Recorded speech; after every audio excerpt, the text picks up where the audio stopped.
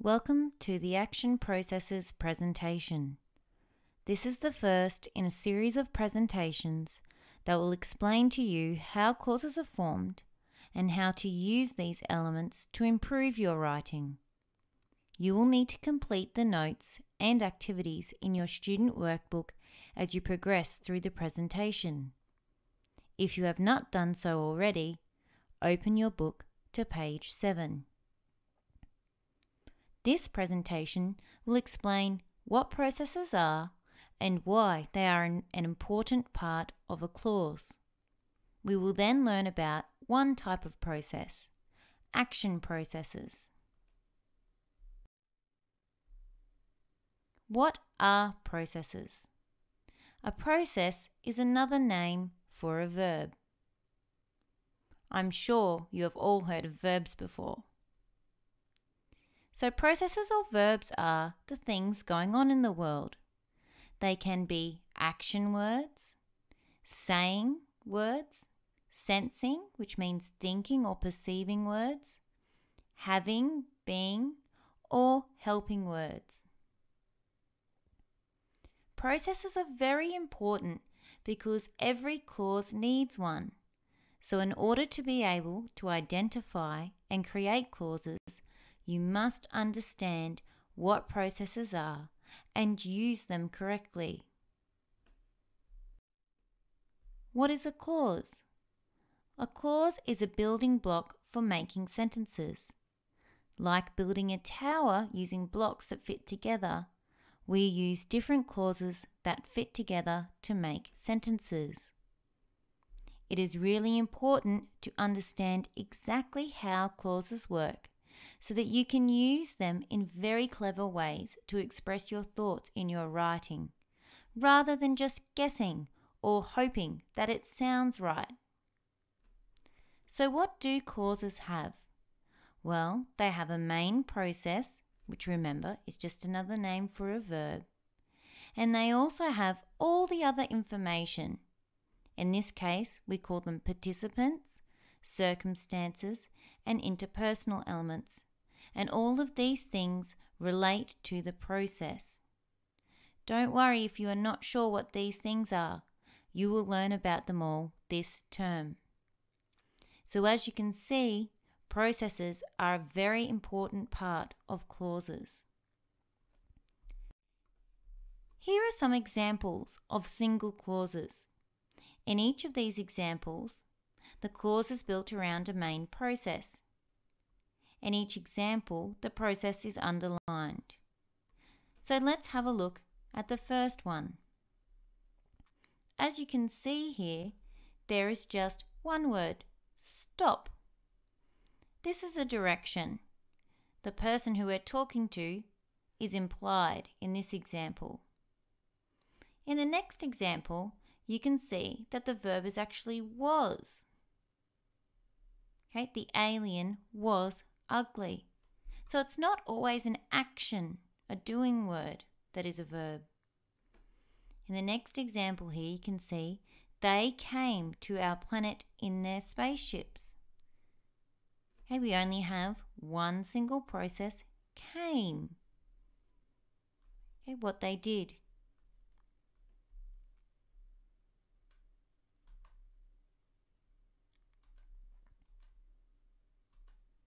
So in each of these examples, there is only one process, and therefore only one clause.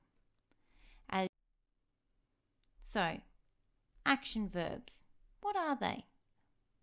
They show what the subject of the sentence is doing, and you may know them as doing words. They're the most common type of verb. They include things like run, hit, kiss, walk, buy. The list goes on and on. Finding an action verb is really easy. All you have to do is ask yourself, what is the subject of the sentence doing? Now, the subject is the person or thing the sentence is about. A lot of the time, the subject is at the beginning of the sentence. Now, you are going to complete task 1. identifying action verbs.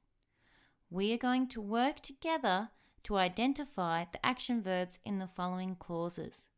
You are then going to work on identifying some action verbs on your own. So number 1, Sam sprinted from the grotesque alien life form. The first thing we do is ask ourselves, who is the sentence about? Who is this sentence about? In this one, it's easy because it is at the beginning of the sentence. The sentence is about Sam. What did Sam do? That's the next question you ask. What did the who of the sentence do? So what did Sam do? He sprinted. So the action verb is sprinted. Let's have a look at number 2. Its tentacles clung to the light pole. Who or what is the sentence about? We don't have a name here, but we have something in place of a name. Its tentacles. So we're actually referring back to the alien life form. So remember, it's not always a person's name or the name of a specific thing. It can be a pronoun or a referring word. What were its tentacles doing? They clung. So as you can see, there's a bit of a pattern here. We have the who of the sentence followed by the action.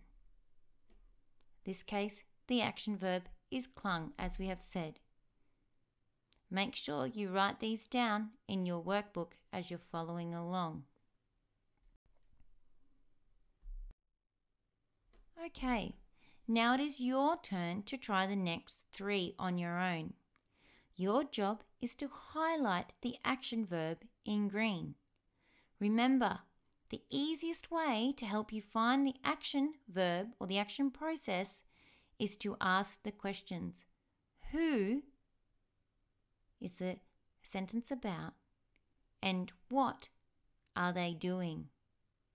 You will need to pause your presentation now while you do your work.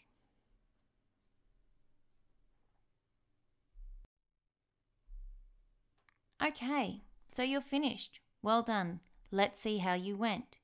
So number 3, drool dripped from its enormous mouth. What was the drool doing? It dripped. Dripped is the action verb. It suddenly lunged from the light pole. Okay. What did it suddenly do? Again, referring to the alien life form. It lunged. Number 5, Sam screamed in terror. What did Sam do? He screamed. So we have dripped, lunged, and screamed. How did you go finding those? Okay, so what do action processes have to do with narrative writing as we are doing this term? Well, they are very important because they help to move the narrative along and make it really exciting as they explain to the reader the action that is happening. To make sure that your writing is really interesting for the reader, you need to select the best action verbs and describe the events that is going on in detail. When you select precise words, so really good words, it tells the reader a lot more about what is happening, and it also reveals more about your character. So, this brings us on to task 2, looking at examples of how we can improve our writing. So let's have a look at this sentence together. Layla walked to the training centre and knocked on the door. So the action processes, what are they? And what are some more specific action processes we can select in order to improve this sentence, to give the reader a bit more information? At the moment, with the action verbs walked and knocked, we're not really sure how she's feeling or whether she's in a hurry, or whether she's in trouble, or whether she's just taking her time. So, we could have Layla approached the training centre and smashed on the door. That tells us a little bit more that she's very keen to get inside.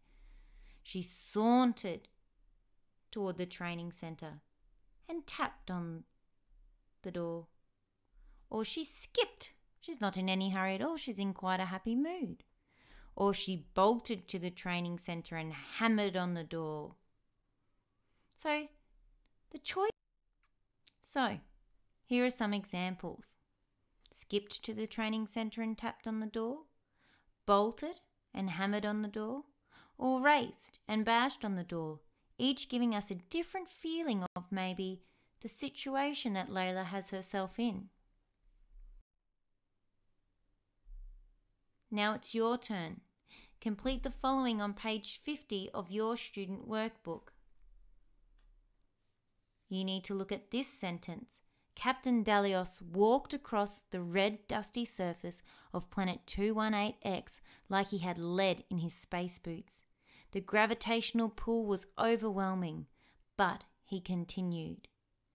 What other action words, verbs, could you choose instead of walked and continued to give a little bit more information about Captain Dalios and the type of person he is?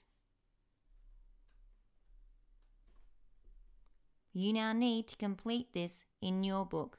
Make sure you pause the presentation while you do so.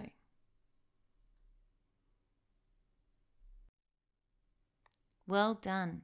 You're now on to the next example. Number 2.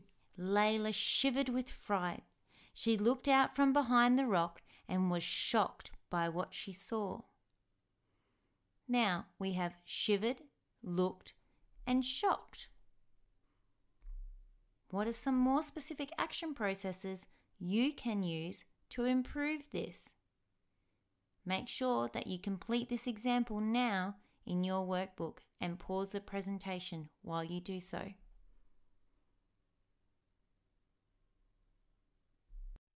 Well done. You're on to number 3. Globs of musty green pus leaked from their scaly skin and covered the tufts of hair on their backs. Ugh, yuck. So we have 2 action processes here, leaked and covered. It is now your turn to come up with some more specific action processes you can use to give some more information here. Again, make sure you pause the presentation while you do so.